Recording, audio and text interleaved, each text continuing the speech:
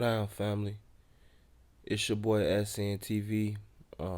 Back at y'all with another breaking news update. A 1-year-old was killed Saturday or yesterday in a drive-by shooting. A mother was on her way to the laundromat and someone pulled up on the side of her car and just started shooting and ended up killing her 1-year-old. Now, we just did all of this protesting about George Floyd, and a lot of other issues came up dealing with black people. But it seems like something that almost never happened in Chicago is beginning to happen every weekend now. And it's like everybody want to say there is no, big U's or big I's or nothing like that. There is no leaders. Everybody's their own man. But this never happened in the past in Chicago. When something like this happened, the offenders were automatically exiled. The offenders were automatically dealt with. Now, no leaders. It seems like this stuff it ain't even frowned upon no more. It's just it's just the fucking wild, wild west out here. And I understand how traumatized we are as a people, but there's no excuse for this. Like, if you got a target, be man enough to go get your target. If not, what are you doing? We killing innocent kids on a daily basis now. Is this what we standing on, Chicago? Is this who we are? Is this part of the code? Because if this is part of the code, then fuck that weak ass code. No. I know what it is. That fucking code is non-existent. That code is only spoken about when it comes to the benefit or the justification of bullshit like this. Fuck you and your code. Real talk. Ain't no honor, ain't no justice, and ain't no peace in the streets because of shit like this.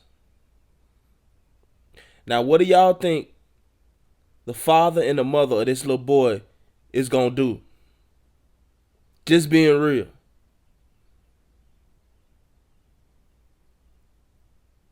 Same thing happened last week with a 3-year-old.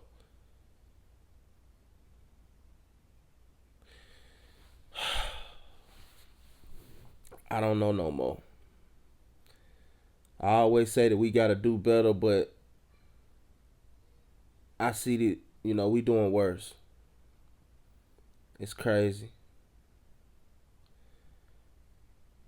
Rest in peace to the little boy that was killed. Condolences to the family. It's your boy, SNTV. Gainer and Jackie, another violent Saturday in Chicago. A mom and her son were actually on their way to the laundromat when there was a drive-by shooting around 2 o'clock today. Someone opened fire on their car. I